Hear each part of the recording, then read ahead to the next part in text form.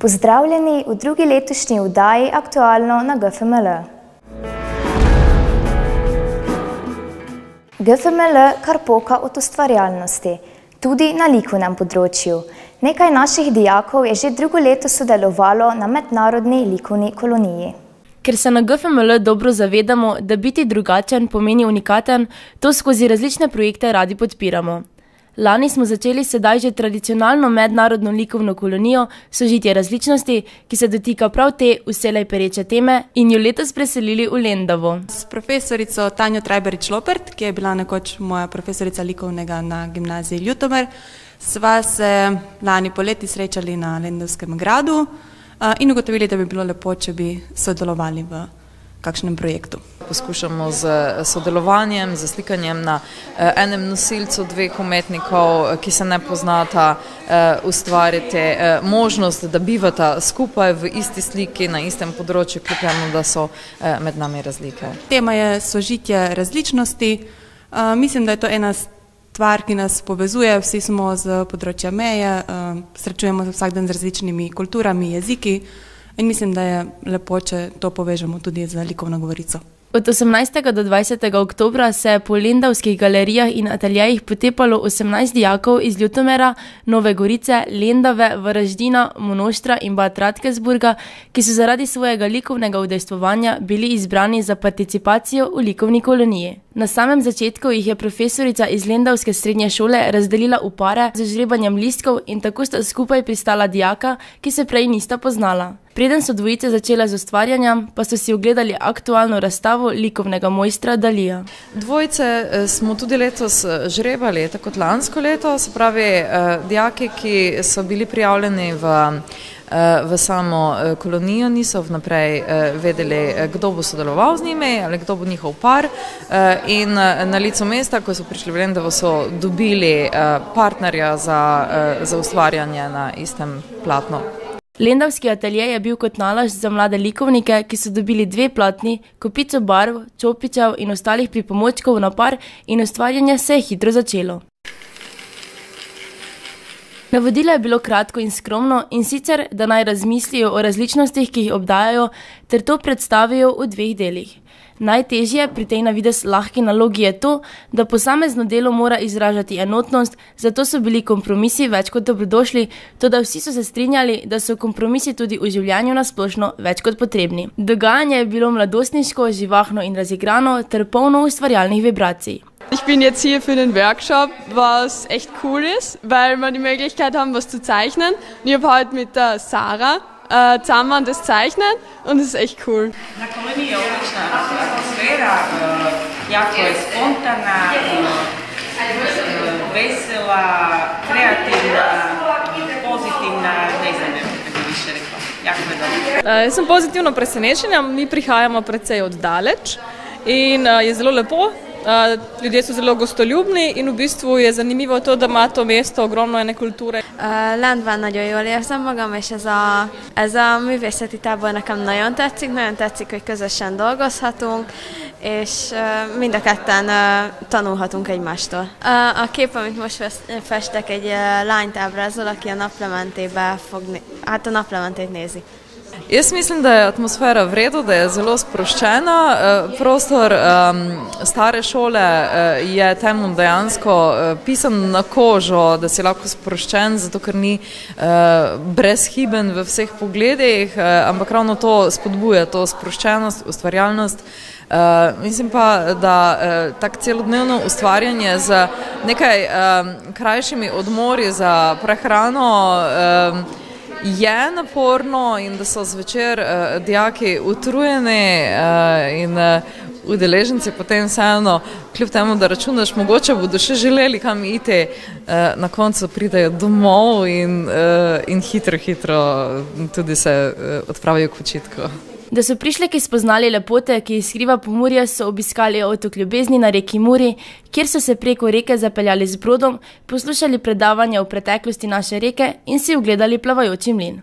Ker se vse lepo enkrat konča, so kolonijo zaključili slovesno in sicer s podelitvijo priznanj vsem sodelujočim, z glasovanjem najboljše dvojice pa sta si posebno pohvalo prislužili Hana in Lara, katerih sliki boste ostali v spomin na lendavski šoli. Kolonija je še en uspešen projekt, ki dokazuje, kako pomembno je bivanje v sožitju in nagrada mladim likovnikom. Krompirjeve počitnice smo izkoristili za potepanje po Evropi. Kot že mnogo let smo se tudi letos dijaki drugih letnikov Gimnazije Franca Miklošiča Ljutomer med počitnicami odpravili na ekskurzijo v Prago. Po dolgi nočni vožnji smo opoldne prispeli v češko prestolnico, ki smo jo najprej lahko občudovali le skozi avtobus. Najprej smo se odpeljali do cerkve Srca Jezusovega, ki jo je zasnoval Slovenec Jože Plečnik. Nato pa smo se sprehodili do Vaclovega trga, kjer smo si tudi ogledali kip svetega Vaclava. Naša pot se je nadaljevala do Smodniškega stolpa in do Staromestnega trga, kjer smo si ogledali kip češkega reformatorja Jana Husa in pa zelo znano astronomsko uro. Po nekaj urah prostega časa smo se odpravili v hostel, kjer smo se pripravili za večerjo. Povečerjali smo na ladjici, ki nas je vozila po reki Vltavi. Naslednje jutro smo se odpravili do Lorete, nato do palače Hradčanov, kjer smo lahko opazovali menjavo stražarjev. V tem kompleksu Praškega grada smo si tudi ogledali znano katedralo svetega Vida. Po zanimivem ogledu smo se še odpravili do Kafkovega muzeja in do Karlovega mosta. To večer smo se odpravili z avtobusom spoznavati nočno Prago. Tako smo si še ogledali nekatere znamenitosti, kot je Plesoča hiša. Zadnji dan smo se odpravili v praški živalski vrt, ki si ga žal nismo mogli ogledati zaradi slabega vremena. Zato smo se še odpravili proti zadnji znamenitosti Češke, gradu Hlobuka. Po ogledu smo se z novimi izkušnjami odpravili nazaj proti Sloveniji. Tudi v letošnjih jesenskih počitnicah smo se dijaki 2. in 3. letnika Gimnazije Franca Miklošiča Ljutomer udeležili izbirne ekskurzije v Berlin. Naše potovanje se je tokrat začelo s 3-urno vožnjo do letališča v Budimpešti. Od tam smo poleteli do berlinskega letališča. Sledila je namestitev v hostelu in večerni sprehod po mestu. Odpravili smo se na Aleksanderplatz in ga občudovali v nočnem sijaju ter uživali ob izvrstni večerji. Naslednji dan smo se zjutraj odpravili Potsdam, da smo si ogledali dvorec z zimskim vrtom in številnimi terasami. Nato smo se sprehodili po mestu in zavili v najboljšo lokalno slaščičarno, kjer smo si privoščili sladke dobrote in se pogreli ob čaju. Po ogledu smo se z vlakom vrnili v Berlin, kjer nas je sprehod po mestu pripeljal do katedrale Berlinerdom, ostankov berlinskega zidu, znamenitih Brandenburških vrat ter največjih znamenitosti mesta. Večer pa nam je popestril obisk DDR muzeja, kjer je zgodovina dobesedno oživela pred našimi očmi. Zadnji dan v Berlinu je bil obsijan soncem, zato smo se odpravili v Fernsehturm, najvišjo zgradbo v Nemčiji. Z opazovalnice na vrhu smo posneli še par fotografij celotnega mesta, sledil je še ogled protestantske katedrale Berliner Dom. Zadnje ure v Berlinu smo preživeli vsak po svoje, z mislimi pa smo v Berlinu ostali, tudi če smo se še istega dne vračali domov z Bratislave. Vsekakor je bil to izlet, ki ga ne bomo nikoli pozabili. Dijaki GFML smo tudi aktivni evropejci. Obiskali smo Strasbourg, sodelovali na modelu Evropskega parlamenta, dijaki 3.D pa so ustvarili še en zanimiv filmski izdelek.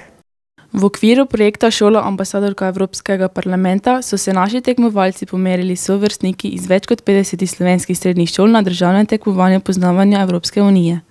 Del tekmovanja je predstavljal tudi predhodno posnet kratki film na temo Enotni digitalni trg. Igrani film dijakov 3. letnika je požel veliko pozornosti. Zaradi scenarija, ustrezno predstavljene vsebine in predvsem brezhibne tehnične oblike je bil izpostavljen ter posebej prikazan in predstavljen vsem udeležencem tekmovanja.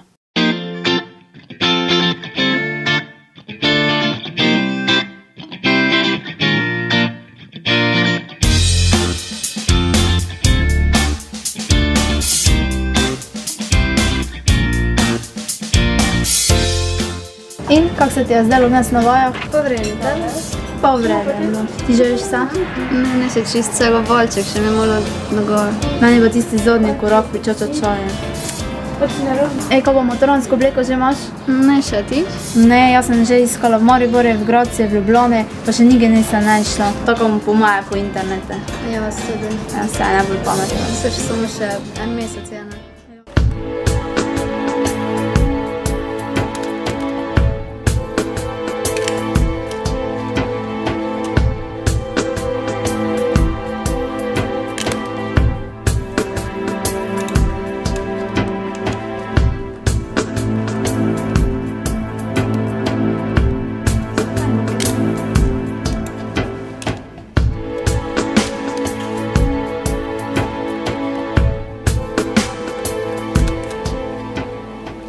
končno.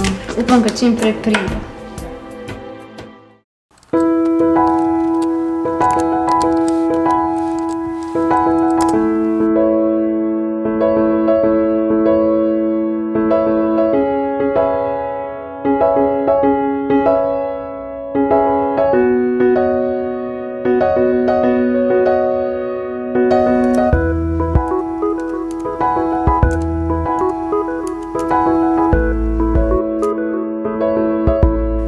Wow, kako hitro in enostavno.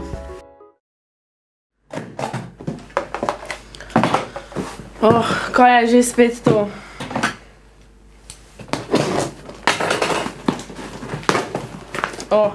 Že spet kitajske obleke. To gre v ničanje.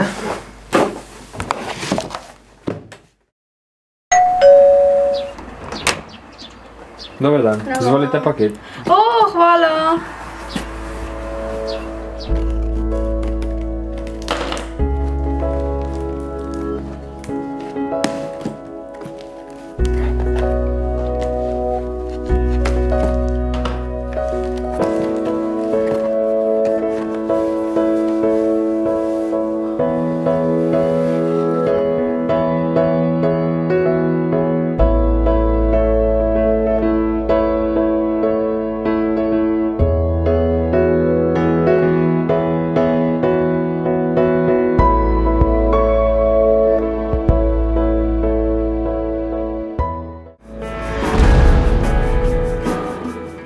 Dijaki umetniške gimnazije so odpotovali v Maribor.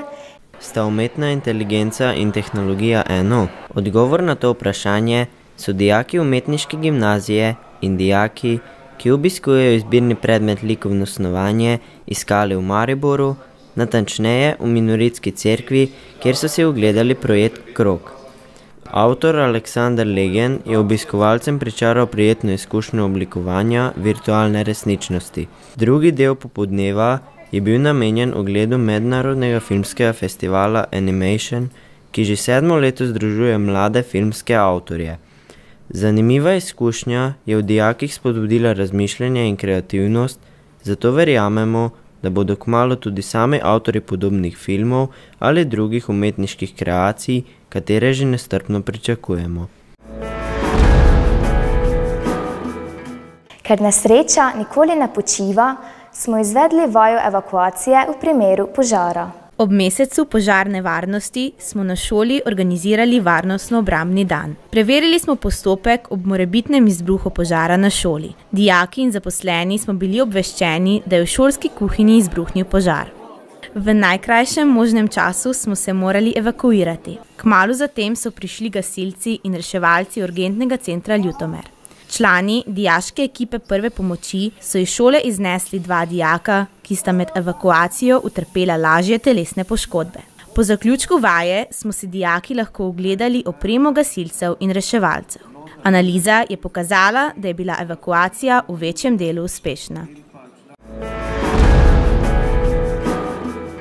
Naša gimnazija je sodelovala tudi pri otvoritvi razstave o samostojnosti naše države. Golarjevi domačiji v Ljutomeru je bila 18. oktobra odprta razstava z naslovom Človeka nikar.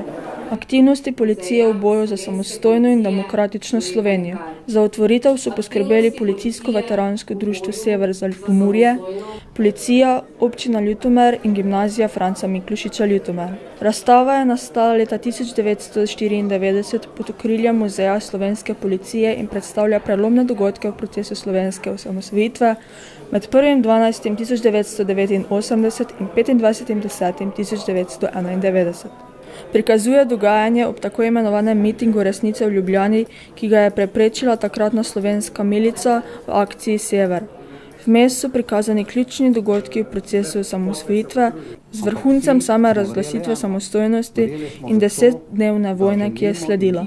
Na prireditvi so z nagovori sodelovali avtorica razstave Biserka Debeljak, predsednik Policijsko-veteranskega društva Sever za Pomurje Drago Ribaš in ravnatelj naše šole Zvonko Kustec. Prireditev je povezovala predstavnica za odnose z javnostjo na Policijski upravi Murska Sobota Suzana Ravš, medtem ko so v programu sodelovali dijaki naše šole. Razstava bo za javnost odprta do petka 27. novembra. Dijaki smo prisluhnili predavanju o cepljenju, naši starši pa o komunikaciji z mladostniki. Človek je z napredkom tehnologije ustvaril veliko stvari, ki nam lajšajo življenje, in ena izmed teh so tudi cepiva. V ponedeljek 6.11.2017 so študentje Medicinske fakultete Maribor za dijake 3. in 4. letnikov pripravili predavanje, kako pomembna resnično so. Obvezno cepljenje je itak obvezno za vse otroke, potem pa osebno tudi močno priporočam cepljenja, ki niso obvezna, torej naprimer proti gripi, klopnemu meningoencefalitisu, torej HPV-ju za deklice v 6. razredu osnovne šole.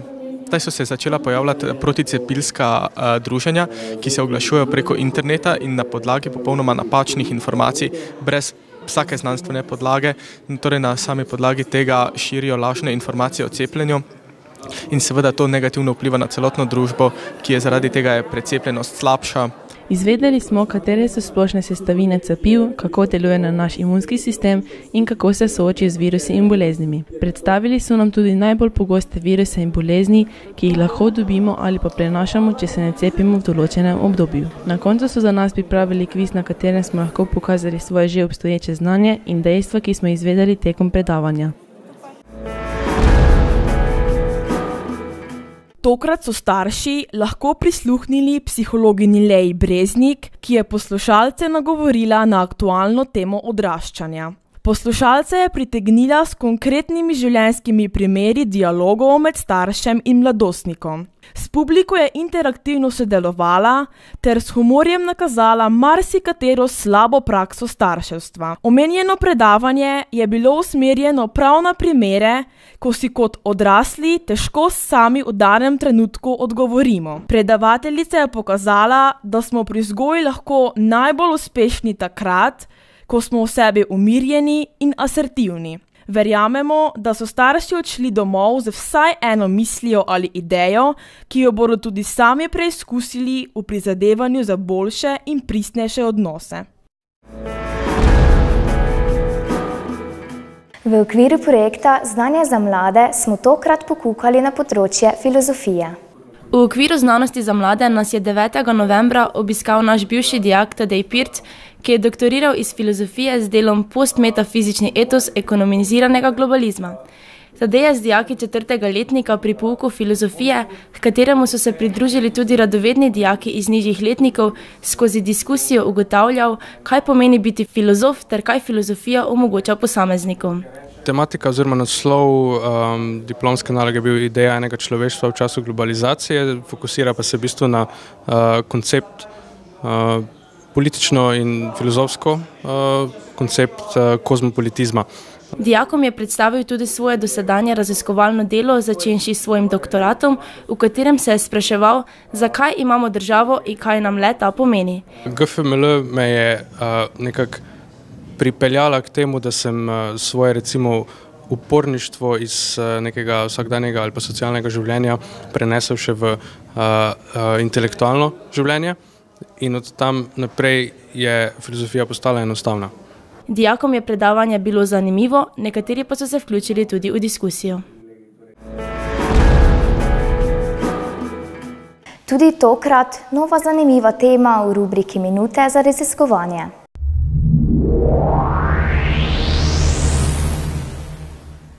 Med opazovanjem pogostega obnašanja ljudi, ki namesto v zabojnik za smeti svoj ogorek preprosto vržejo na tla, smo se začeli spraševati, kakšen je vpliv cigaretnih ogorkov na okolje. Odločili smo se problem raziskati, saj smo bili skupnega mnenja, da so cigaretni ogorki velik onesnaževalec in jih lahko posledično zato vsakodnevno vidimo v naravi.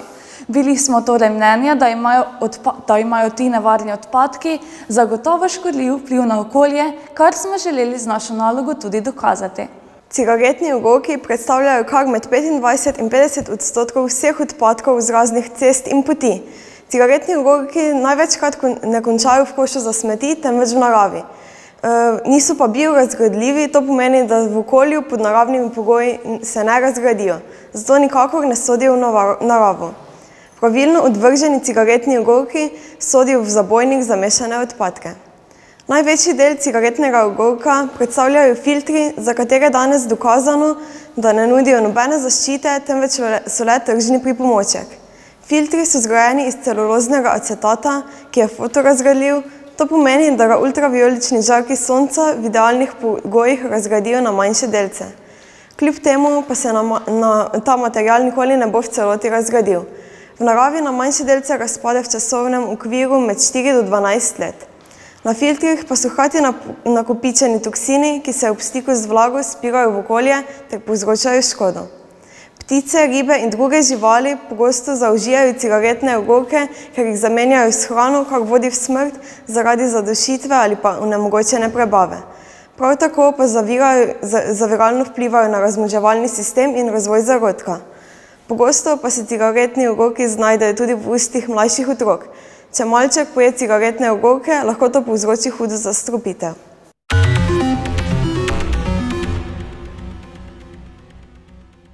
Ko smo začeli z raziskovalno nalogo, smo se najprej povezali z bližnjim gostinskim obratom, kjer so nato za namene naše raziskovalne naloge zbirali cigaretne ogorke, katere smo uporabili v nadaljnjem raziskovanju. Upravili smo več eksperimentov, s katerimi smo želeli dokazati škodljivost cigaretnih ogorkov v naravi. Najprej smo na opuščeni njivi zakopali 40 ogorkov in v naslednjih 5 mesecih opazovali njihov razkroj. Pripravili smo si tudi 2 enaka vzorca vodnega telesa, v katerem smo gojili paramecije. Kasneje smo enega kontaminirali z raztopino cigaretnih ogorkov in opazovali, kaj se dogaja s parameciji v obeh vzorcih. Zanimalo nas je tudi, kako vpliva prisotnost ogorkov na kalitev in razvoj rastlin. Zato smo v prisotnosti različnih koncentracij raztopin cigaretnih ogorkov kalili redkvico in gojili čebulice. Na koncu pa smo še v šolskem laboratoriju ponazorili prebavo s simulacijo mehanske prebave v prisotnosti klorovodikove kisline. Želeli pa smo tudi dokazati prisotnost težkih kovin, za kar pa nismo imeli ustreznih naprav.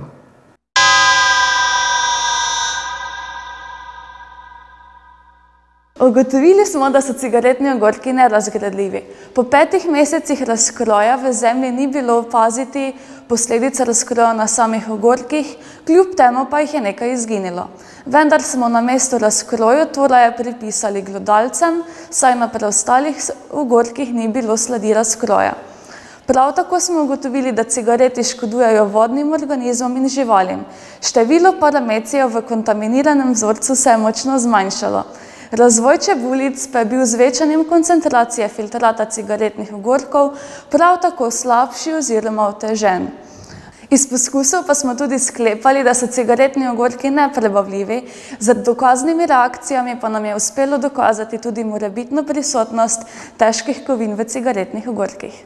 Vabimo vas, da našo ustvarjalnost spoznate v živo 30. novembra v športni dvorani Šic. Več informacij na naši spletni strani. Mi bomo z vami spet naslednji mesec. Adijo.